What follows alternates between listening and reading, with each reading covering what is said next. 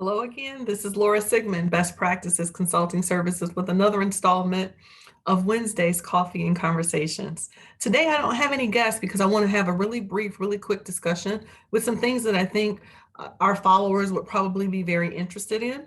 If you are a small business owner and you have payrolled employees and you're interested in offering a retirement program, something that you don't have to self-administer, where you don't have to be the fiduciary or manage any of that, legalese or paperwork that could be really tedious and just cumbersome.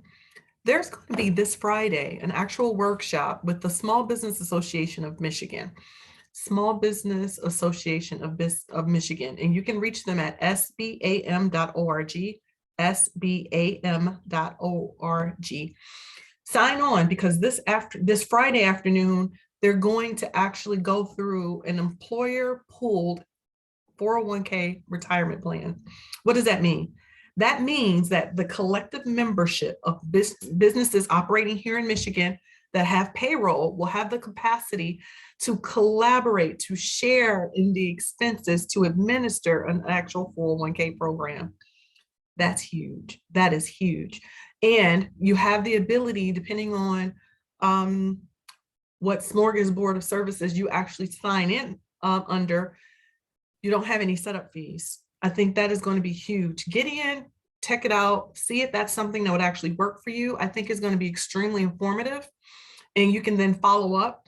Here's something else that's really interesting. This SBAM collective membership piece is for its membership. So if you're not a member, there is an actual free membership option right now. Get in while they still have the open free membership, and you can still participate and get access to some of these legislative moves that are happening around small business. So informative, very, very, very informative around some of the impact for the redistricting that has happened and will consistently progress. I think you want to get in on that and find out what the next steps look like. And then also there are some workshops coming up next Tuesday, for the Black Chamber of Commerce. So under the National Business League, but for the Small Business Association here in Detroit, we really need to understand some of the new initiatives. One last thing I want to say before I conclude our Wednesday's Coffee and Conversation.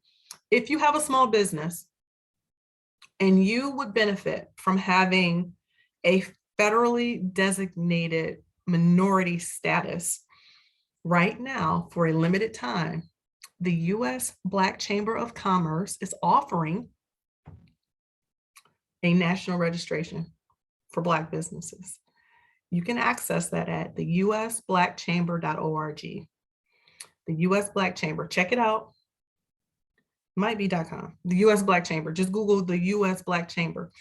And at the national level, they've actually received some funding to support creating national certifications for businesses. Like, if you're in Detroit, you currently probably carry or may want to carry the Detroit Small Business certification. You may want to carry the Minority Business Enterprise certification. You might go to one of the state agencies or even the Great Lakes Women's Business Council, and you probably carry you a DBE. Or you might carry the WeBank thing, right? Women business pieces. But if you want a national registration that's currently being certified by the U.S. Black Chamber, you can get in right now before the end of this month, which is why I didn't have any of my usual talents on to talk about Wednesday's Coffee and Conversation. I wanted to bring you some really quick tidbits. So if you're listening to this, I hope you don't bookmark it for next week, because you will have missed all these great tidbits and opportunities. This Friday, February 25th, is the Pooled Employer Retirement Plan Conversation over at the Small Business Association of Michigan, sbam.org. That's a free registration. Go in, sign up, get you a free membership for right now before they remove it. And then you can get in on any of the legislative pieces that they're talking about, like redistricting and some of the ARPA money that's still moving through the ecosystem. You may even find out about the new initiative under Wayne County. Wayne County is doing a small business support piece that would really elevate and support the space that you're in around small business technical assistance. In our ecosystem, we always think that Detroit gets everything. Well, here's a situation where they're now going to put money into Wayne County's ecosystem. right? Which means now they're going to elevate Inkster and Garden City and other areas outside of the Metro Detroit market, that wasn't always considered part of Detroit. So anyway, so SBAM for the employer pool space, sign up for our newsletter if you haven't already, so you can follow what's going on with Wayne County and its small business piece. Also look at the US Black Chamber so that you can get the national registration certification.